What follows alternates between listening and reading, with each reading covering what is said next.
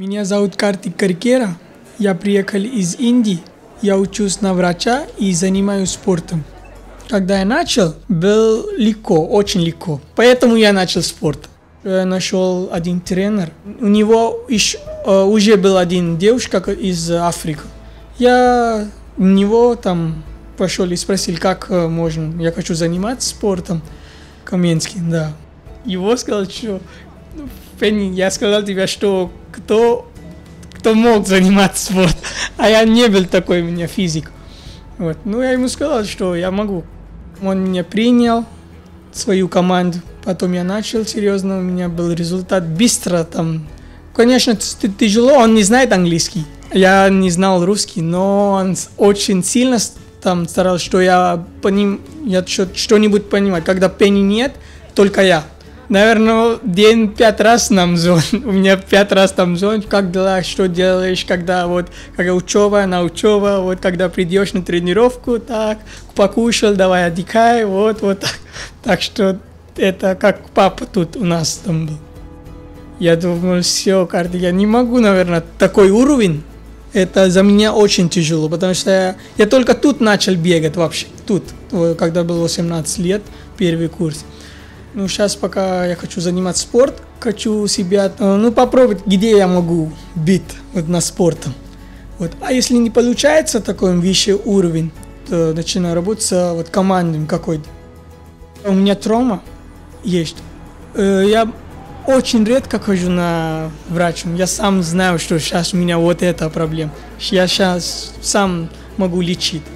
Вот. А если я буду работать с командами, если у них будет какой-нибудь травма или что-нибудь, я могу быстро там у них помочь, потому что я сам вот такой был, на такой путь. Так что это, конечно, лучше, когда есть врач, который уже занимал или еще занимает спорт, и он врач. Так что это, я думаю, вариант очень хорошо. Потом я начал серьезно заниматься, и я видел, что, есть результат. Петербург, когда я был, это был самое большое мероприятие, там было 10 тысяч. Я уже там стоял, я маленький там чуть-чуть, когда чувствую себя очень маленький, а все там российские, они все сильные, там здоровые, так. Все, последний нам осталось 500 метров, вот сам думал, что вот могу выигрывать даже. Вот пошел, сделал спринт там, последние 500 метров, и выиграл. Там это у меня был лучший результат. Потом я знал, я могу сделать вот это. И там был 2-3 место мастер спорт России. Так что это был самый лучший соревнование у меня. Это вера просто. Я верю в себя. Есть один марафонец, который сейчас есть, у него есть мировой рекорд, Кипчоги, Eliud Кипчоги. Вот. Но я не хочу быть как его, я хочу быть как я.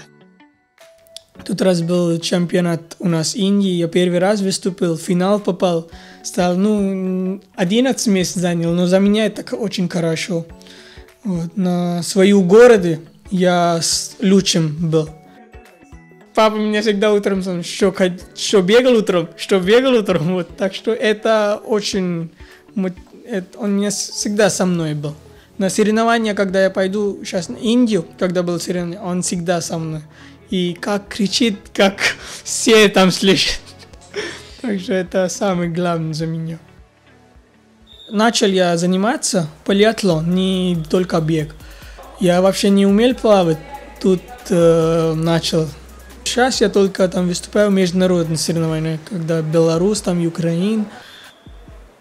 Вот, меня все там друзья, ты нигде не ходишь, ты очень занят, вот. Поэтому у меня сейчас очень мало друзей.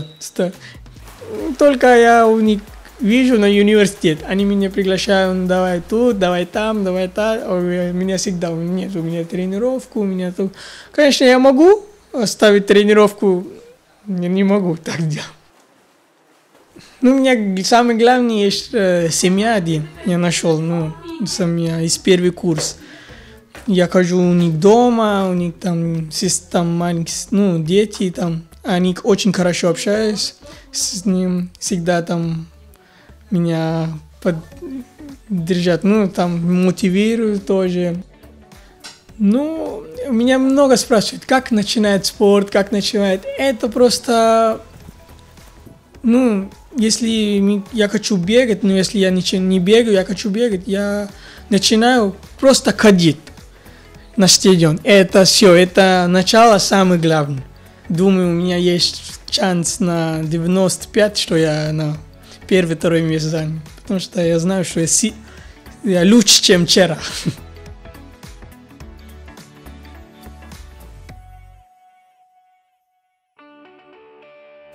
Я Зазнобин Руслан, я учусь на государственном муниципальном управлении и играю в хоккей за ХК Держава. Это как хобби, нелюбимое дело как-то в одном лице хоккей.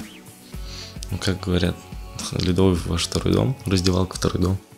Из города Сарова, Нижегородская область. На хоккей попал, можно сказать, случайно. Пришел с родителями на каток. Тренер увидел, спросил у родителей, не хочет ли ваш сын заняться хоккеем. Они у меня спросили, я сказал, давай попробуем. Да, у нас тогда была молодежная команда в Сарове еще. Я 2 года там отыграл, потом она по финансам закрылась. Уехал играть в другие города.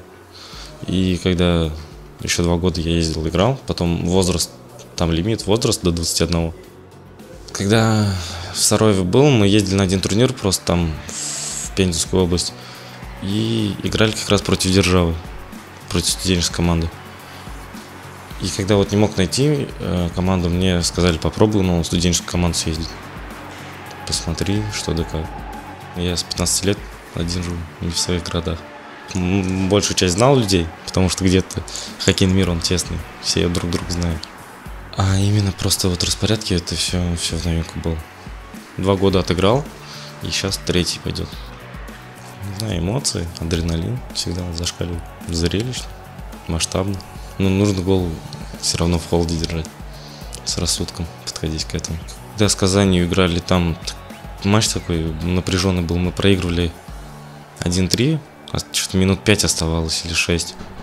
Мы 2 быстрых гола забили, сравняли. И вышли, еще 4-ю забили. И поэтому, получается, попали в финал из-за этого. Там накал вообще страстей был. И эмоции дня 2 еще не отпускали потом. Да все неудобно. Это же противники. Как тут завелось, как говорят, дерби какое-то именно противостояние. Против Реум, Нижнего и мои. Чувствуем по энергии болельщиков. Благодаря ним, может, и выиграем так. Потому что гонят дома всегда нас. Мама все время трансляции смотрит. Бывает, пару раз сюда приезжала, потому что 350, что ли, километров. Привык и знаю, что нужно просто выполнять. Если бояться перед игрой, то это только хуже себе будет. В плане психологии. И ты уже себя сразу на минус как-то записал. Не пойдет игра. Но я просто не люблю про себя давать себе оценку. Для этого тренера есть, тренерский штаб. И они делают выводы. Пытаюсь как-то абстрагироваться вообще. Минут за 5, так 10 до игры уже в себя уйти. Именно, чтобы никого не слышать. Ломал руки в разных местах. Обе. Зубы выбивали. У меня сейчас стоят вставные, коронки. Сотрясы. В том году на скорую увезли. Любой человек может руку так же сломать. Зубы выбить тоже. На лестнице можно споткнуться. Общее важнее. Ты же не в личном виде спорта, не теннис, не стрельба какая-нибудь. Ты для команды все должен делать, чтобы команда завоевала первое место. В быту, если команда находится, она может не общаться друг с другом, люди могут не общаться. Но именно когда в раздевалке, в Ледовом дворце, они должны быть очень сильно сплочены, одной семьей. Хоккей у нас же это любимое дело, поэтому мы с удовольствием туда ходим. Если заставлять себя ходить уже на тренировку, значит надо сейчас сворачиваться из этого спорта. Утром 1,5 часа лед у нас всегда. Вечером земля, 1-1,5. И плюс как раз перед льдом, пока мы там сами еще подготавливаемся. Летом тяжеловато бывает, когда у тебя отпуск, ностальгия накатывает. Хочется поскорее обратно на лед вернуться. Мечта? Да нет особо такой мечты. Просто как-нибудь больше саморазвиться, себя, потом построить семью и детей развивать. Это нужно даже для защиты диплома защититься, там уже как пойдет. Все равно образование нужно. А сейчас, да, через неделю летаем в Барнаул. Чехии и Словакии будут точно. Одна американская команда. 4 русских точно, и кто 8-й, я вот не знаю просто. Так как мы только пока в пьедестале, не золото, так что они еще впереди побед самые громкие.